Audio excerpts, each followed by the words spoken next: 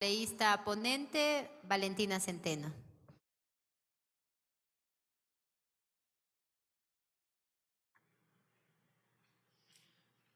Señora Presidenta, señores vicepresidentes, compañeros legisladores, el día de hoy traigo al Pleno de la Asamblea Nacional la primera medida de este nuevo gobierno en materia legislativa para recuperar y rescatar la economía de nuestro país. Es mi deber decirles que esta ley, en su primer informe, ha sido trabajada de manera participativa y completamente democrática, cuyo informe ha sido aprobado por unanimidad por todos los miembros de la comisión que yo presido. Y además que cuenta con más de 100 observaciones, aportes, comentarios desde los distintos gremios y sectores, tanto públicos como privados, que ha recogido las observaciones de todas las bancadas conformadas de los distintos movimientos políticos e incluso propuestas del plan de gobierno de algunos de los candidatos a la presidencia de este año. La expectativa es altísima. El Ecuador exige resultados y es nuestra obligación entregárselos. Esta ley económica urgente, denominada la Ley Orgánica de Eficiencia Económica y Generación de Empleo, tiene tres objetivos clarísimos. El primero, impulsar el trabajo. El segundo, atraer la inversión al Ecuador. Y el tercero, promover una recaudación para poder cumplir con parte del déficit fiscal histórico con el que ha asumido el gobierno de nuestro presidente Daniel Noboa. Voy a permitirme exponer estos tres objetivos de manera desglosada. Y empiezo con impulsar el trabajo. Es importante recordar que en nuestro país, 7 de cada 10 jóvenes no tienen una situación laboral estable. Eso quiere decir que el 68% de los jóvenes menores de 30 años se encuentran en una situación de desempleo, subempleo, empleo no remunerado o empleo no pleno. Además, hay que considerar que sumado a estas cifras de desempleo y subempleo, más de 600,000 jóvenes ni trabajan ni estudian. Ni qué hablar de los más de 18,000 jóvenes que actualmente no se encuentran en la capacidad de pagar sus créditos estudiantiles y por lo tanto están en la central de riesgos y por esa razón se les cierran las oportunidades para acceder a un trabajo. Y además, una cifra que me duele mucho, los más de 41,000 jóvenes entre los 20 y 29 años que en el 2022 salieron del país y no piensan regresar. Es por esto que esta ley económica urgente propone algunas medidas para incentivar e impulsar el trabajo. Entre ellas la más importante, y es que cada empresa que contrate, así sea una plaza de trabajo adicional, va a poder pagar menos impuesto a la renta. ¿Cómo? A través de una deducibilidad adicional por los gastos incurridos en sueldos y salarios en su compañía. Y este beneficio es aún mayor si la contratación es para los jóvenes graduados de colegios o universidades públicas, o si la contratación es para jóvenes que van a aportar en proyectos de la construcción y de agricultura, que son dos sectores fundamentales para el crecimiento de nuestra economía. Adicional, esta ley propone una remisión de los intereses y multas de los jóvenes que actualmente no han podido pagar sus créditos estudiantiles. Propone también, en materia de impulsar el trabajo, la devolución del IVA para cualquier ciudadano, para cualquier persona natural en materiales de construcción. De esta forma no solo se van a abaratar los costos de las viviendas, sino también va a permitir generar empleo. Así como lo mencionó el ministro de Transporte y Obras Públicas, y los representantes de los gremios de la construcción en nuestro país, por cada 20 metros cuadrados de construcción se genera una plaza y media de trabajo permanente por los siguientes 18 meses. Y finalmente, también en materia de empleo, esta ley propone una condonación a todos los negocios populares de la cuota única por concepto del impuesto a la renta en el año 2022.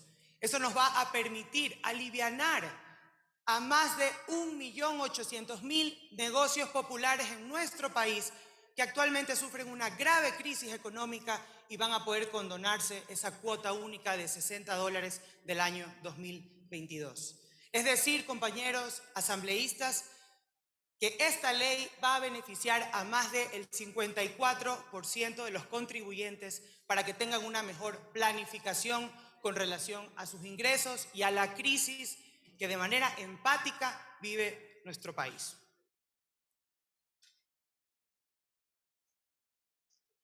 Como segundo objetivo, esta ley promueve atraer la inversión. Y para eso es importante entender las cifras de inversión privada en nuestro país. Si comparamos el 2022 con el 2023, en el primer semestre, la inversión en nuestro país ha reducido en un 63%. Pasamos de 1.417.000 millones de dólares de inversión a tan solo 518 millones de dólares. Tanto la inversión nacional ha reducido en un 24%, como la inversión extranjera, que ha reducido de manera significativa en un 82%.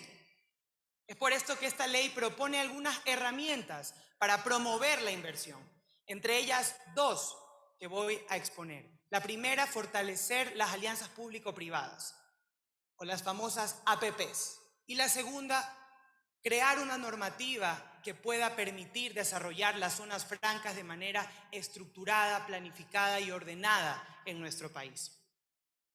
Sobre las APPs, ¿cuál es el fin de tener y desarrollar un régimen de alianzas público-privados? No es nada más que permitir el desarrollo de la infraestructura pública, clave de interés nacional en el Ecuador.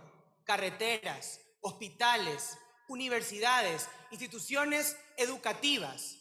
Porque además esta ley hace énfasis en un tema importante, y es que todos aquellos servicios que por mandato constitucional sean gratuitos y se puedan desarrollar a través de alianzas público-privadas no podrán cobrarse al usuario. El Estado deberá asumir los gastos y poder respetar el mandato constitucional de dar mejores servicios públicos gratuitos y de calidad. Se prohíbe expresamente, además, la privatización en términos de APPs. Y en lo que respecta a las zonas francas, se propone una implementación de zonas francas homologado a los estándares a nivel internacional, con una tarifa del 0% del impuesto a la renta para los primeros 5 años, que a partir de este primer periodo luego se rijan por una tarifa fija del 15%. Y a diferencia de las sedes, que son las zonas de desarrollo económico, que dicho sea de paso, se van a respetar y podrán tener la posibilidad de mantenerse con las leyes bajo las cuales fueron creadas, o si consideran que las zonas francas tienen mayores incentivos, podrán tomar la decisión optativa y facultativa de migrar a zonas francas. A diferencia de las sedes, estas zonas francas que promovemos también pueden venir de la iniciativa privada, tanto de la iniciativa pública como de la iniciativa privada. Esto le va a permitir al Estado desarrollar zonas económicamente deprimidas, como las zonas transfronterizas, por ejemplo, y también zonas estratégicas, como son las zonas cercanas a puertos, aeropuertos, cercanas a recursos naturales. En fin, las zonas francas, bien estructuradas, son un motor de la economía. A nivel global, generan el 1% de los empleos directos y hasta el 4% de los empleos indirectos. Y algo muy importante que no podemos dejar de lado: las zonas francas van a promover la investigación en innovación y tecnología, que ya no es el futuro, es el presente de cualquier desarrollo económico y de cualquier mercado competitivo. El desarrollo de un país está marcado por el desarrollo de sus instituciones, en la medida en la que éstas se tornen competitivas, innovando en sus métodos y procesos. En ese sentido, se ha explicado cuál es el verdadero fin y espíritu de poder atraer inversión a través de zonas francas y de alianzas público-privadas. Y finalmente, el tercer objetivo de esta ley es la recaudación para cubrir parte del déficit fiscal que tiene nuestro país. Creo que es de conocimiento público que actualmente, en este momento, la cuenta única del Tesoro cuenta con 184 millones de dólares. Que el déficit fiscal a final del año 2023 asciende a 5.000 millones de dólares y que además tenemos una deuda externa que bordea los 63.000 millones de dólares. Y a pesar de estas cifras gravísimas, este proyecto de ley, a diferencia de lo que ha sucedido en anteriores ocasiones, no significa un paquetazo para el bolsillo de los ecuatorianos. Se proponen medidas excepcionales, pero coherentes con el déficit fiscal y sobre todo con las consecuencias inminentes del fenómeno del Niño en nuestro país. Y voy a puntualizar dos medidas recaudatorias. La primera, se propone una autorretención mensual para los grandes contribuyentes, que será en función de su sector, que será en función de la tasa impositiva efectiva de cada uno de los sectores. Eso quiere decir, compañeros legisladores, que se tomará en cuenta la capacidad contributiva de cada sector para la autorretención de este impuesto a la renta. Es decir, que la agricultura, la ganadería y la pesca no van a tener el mismo porcentaje de autorretención que, por ejemplo, el sector petrolero. Se va a realizar un análisis de la tasa impositiva efectiva, es decir, de la capacidad contributiva del sector para que sea una medida democrática que no le afecte a los sectores productivos de nuestro país. Y sin duda que esto le permitirá al Estado ecuatoriano tener flujo para poder asumir esas deudas que actualmente percibe la caja fiscal. Y como segunda medida recaudatoria, se propone una remisión de intereses, multas y recargos con el SRI, por deudas con el SRI. Y esta medida aplicará para todos los contribuyentes, grandes, medianos y pequeños.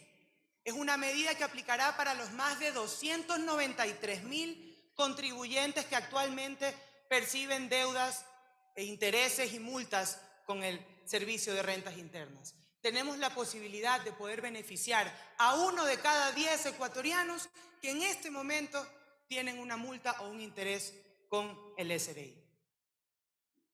Como mencioné al inicio de mi intervención, la expectativa es altísima. El país exige resultados y es nuestro deber poder entregárselos. Me gustaría cerrar con un proverbio chino que dice: hay 3 cosas que nunca vuelven atrás: la palabra pronunciada, la flecha lanzada y la oportunidad perdida. Hagamos que este proyecto no sea una oportunidad perdida. Ya no podemos perder más tiempo. Allá afuera hay miles de ecuatorianos que claman por un empleo. Hay miles de jóvenes que quieren una respuesta para no tomar esa decisión de abandonar nuestro país. Si logramos aprobar esta ley, vamos a demostrar que la Asamblea Nacional está aquí para legislar por los ecuatorianos, por los ciudadanos y no por nuestras banderas políticas. No podemos olvidar a nuestros mandantes, a quienes saludábamos hace pocos días, hace pocas semanas en campaña. Por ellos estamos sentados el día de hoy en nuestros curules y para ellos debemos legislar. Y por ellos debemos aprobar esta primera medida económica del nuevo gobierno. Al Ecuador lo sacamos adelante todos. Juntos podemos construir un nuevo Ecuador. Gracias.